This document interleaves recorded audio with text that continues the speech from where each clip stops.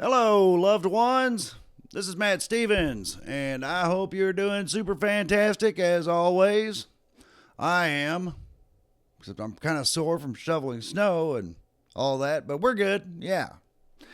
Yes, loved one.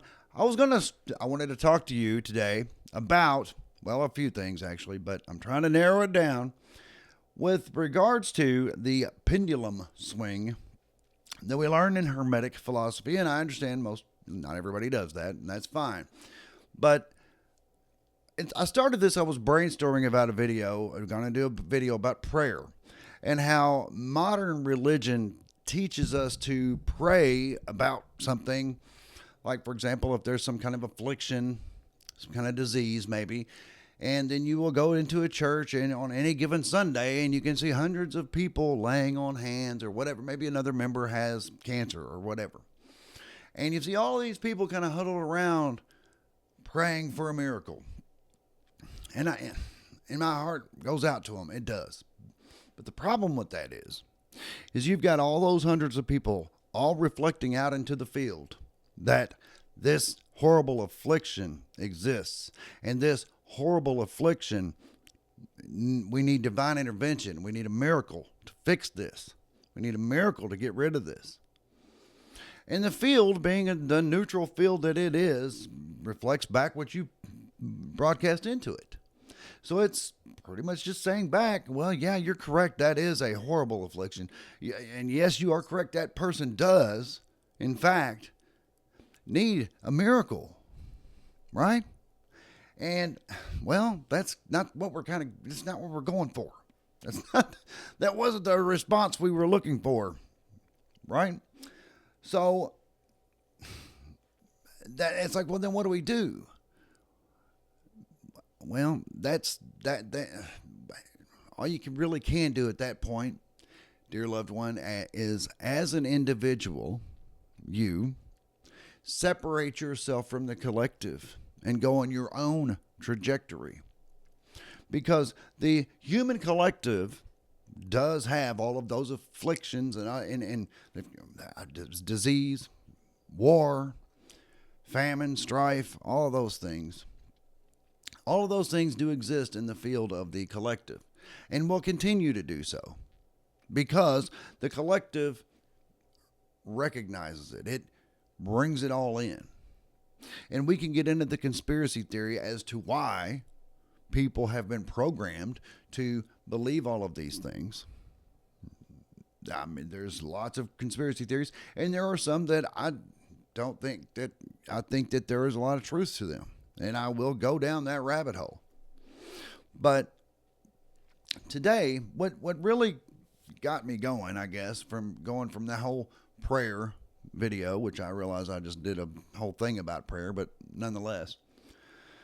Oh, by the way, loved one, geez, please give this video a like, and if you have not subscribed to the channel, please do that as well, and share this with people, and give me some comments. Those things help with the algorithm and kind of, I don't know, kind of kickstart the algorithm and get it, get it going better. And I would appreciate it if you would do that. As far as topics for comments go, what are your thoughts on prayer? And I would like to expand on that some more because I realize that a lot of people say, well, and how we're supposed to pray is give thanks for the things that we do have, and also thanks in advance for the things that we are currently manifesting.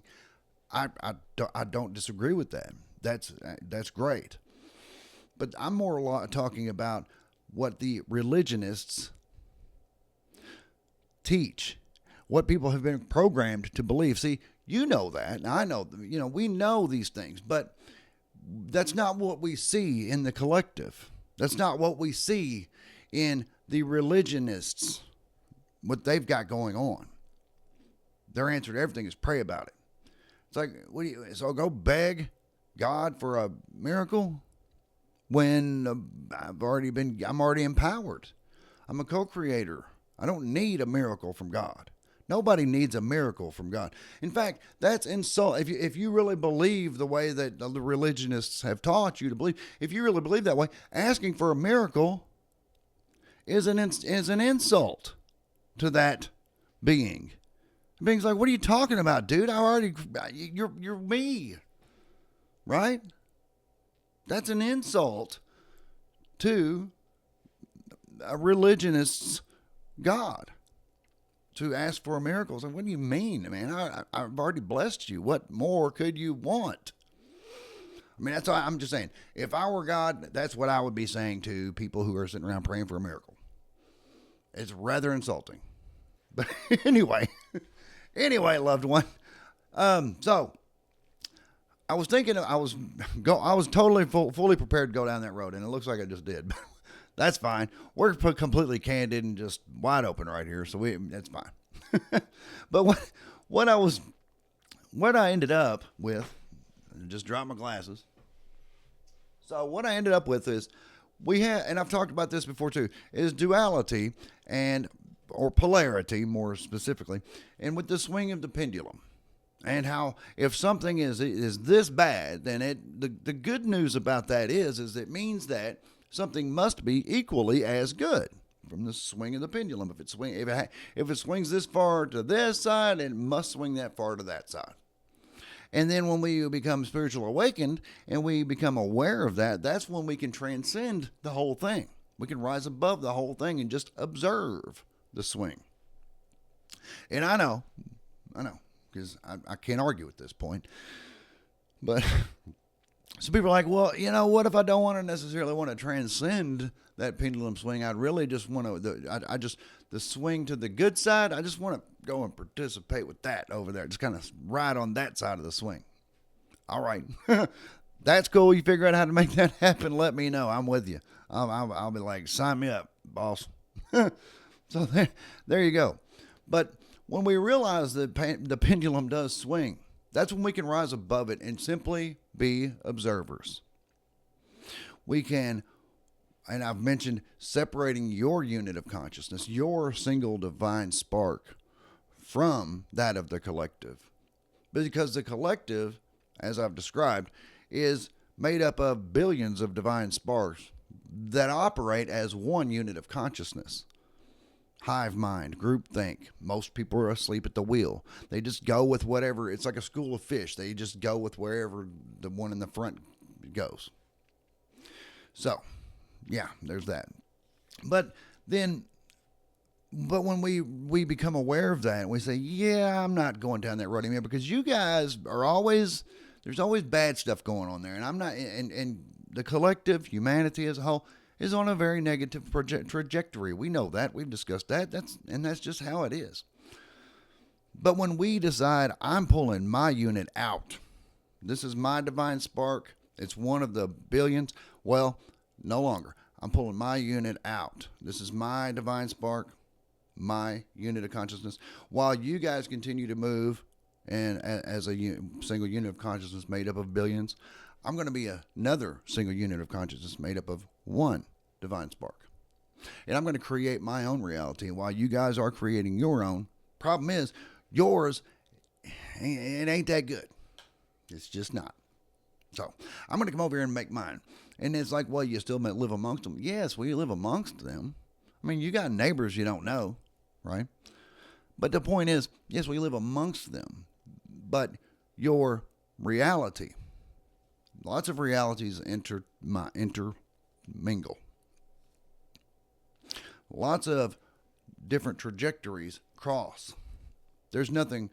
This is a very small unit of time, if you even want to use the word time.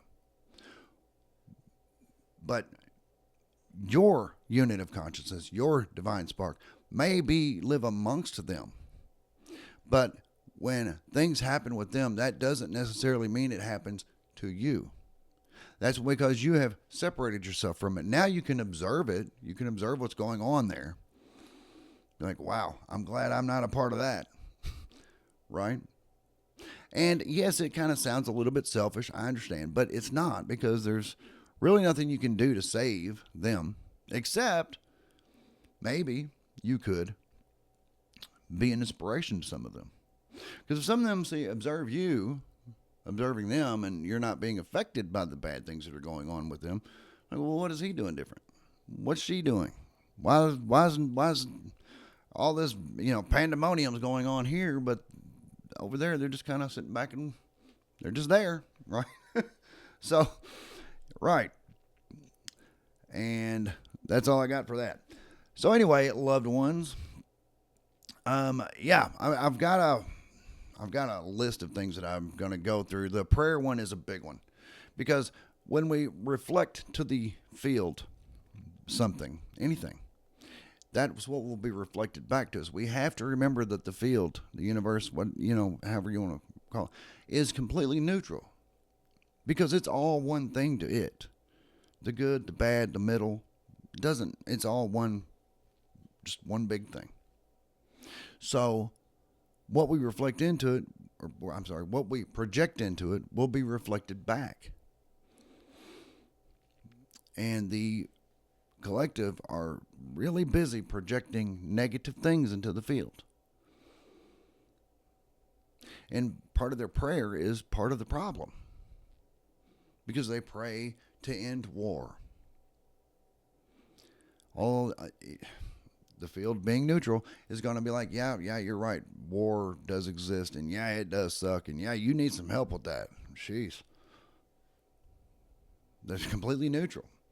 So if you project into the field that war does not exist in yours, which actually there is no does not because that's a negative.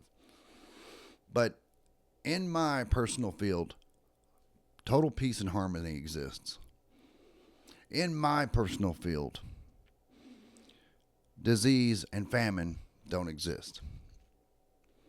Do I see it going on with the collective? Yeah, I'm definitely observing that. I see that going on. But in my field, none of those things exist. The only thing, and if you're doing that as an affirmation, don't say that does not exist in my field because that didn't work. What exists in my field is health, happiness, harmony. It's like my mantra that I use for the podcast. We are happy, healthy, wealthy, and free. And yeah, that's what I do for that. So anyway, loved ones, once we begin our spiritual awakening and we realize all of these things, that's when, once we have that aha moment, we come to that realization. That's when we can transcend it. That's when we can go rise above it and just observe. We can observe what's going on in the world, but not be a participant of it, not be affected by it. Not personally. I mean, yes, it might affect somebody you love because they're not on over here with us yet. That's not what I mean. But we won't be personally affected by those things because we are not amongst it. We're not participating in it. We are simply standing back and observing it and calling into our field what it is that we do desire to experience. So there is that. Anyway, loved ones, you can find me on X, and I would appreciate it if you would. Matt Stevens, MSA, on X. And if you want to read my little blurbs and blogs and stuff like that, I am on Reddit and on Substack also as Matt Stevens. And yeah, there's that. So anyway, loved ones, please like and subscribe and share, and I would greatly appreciate it. And that's what I got. I do love you. I do. And I'll be back directly.